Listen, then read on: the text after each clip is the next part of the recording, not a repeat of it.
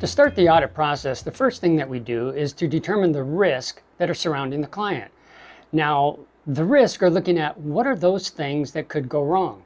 To do that, we look at several following areas. It could be the laws and regs that surround the client and that they have to adhere to. It could have to do with the delivery of services. What is it that they're providing to the general public or perhaps to other state agencies, maybe even businesses. We also look at their program intent. Are they meeting what the program was intended to do? And are they doing it in the most efficient manner possible? So once we've done that, the next thing we need to do is to assess the risk. So once the risk have been determined, the next thing we need to do is to assess the significance of the risk in order to plan the audit. The significance really is the relative importance of the matter. And in order to do that, we need to understand the client. We need to understand what are the client's programs? What is it that they do? What are the user needs, the people that interact with that client? What is it that they need? As well as the internal controls. The internal controls are like the processes and procedures and the policies. We also look at the information technology systems. How do they interact? What part do they play? What role are they in? As well as the laws and regulations that govern not only the agency, but perhaps the different operations that that agency does. Once that assessment has been done, that defines the scope and the methodology in order to address the objectives. The scope is the parameters of the audit. Think of it as like the boundaries of what it is that we look at.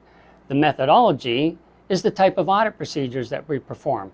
Those are like the test steps that we do. The objectives is what is the audit trying to accomplish.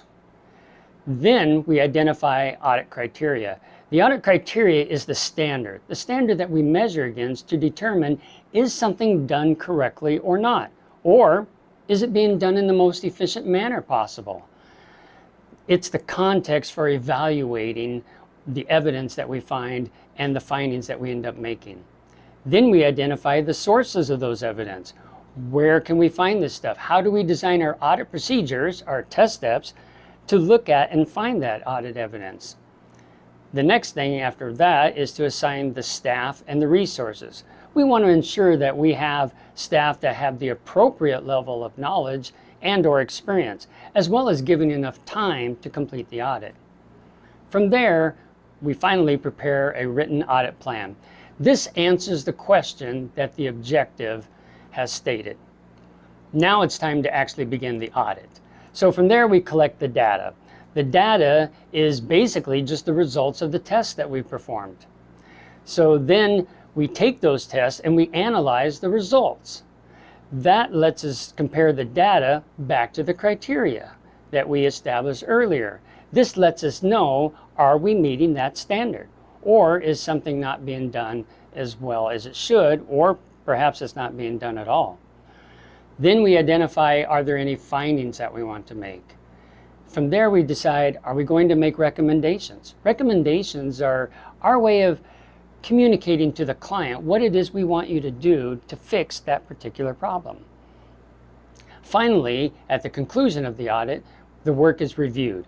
It is reviewed by both at a management level as well as a quality assurance function.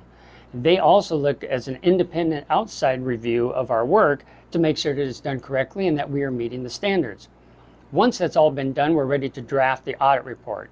That draft audit report goes to the client, and the client has it for a minimum of at least 7 days.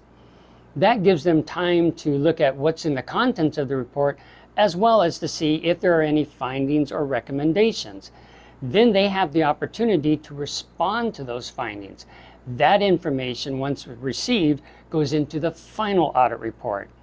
That audit report then is published once it has been signed, and published just simply means putting it up on our audit website.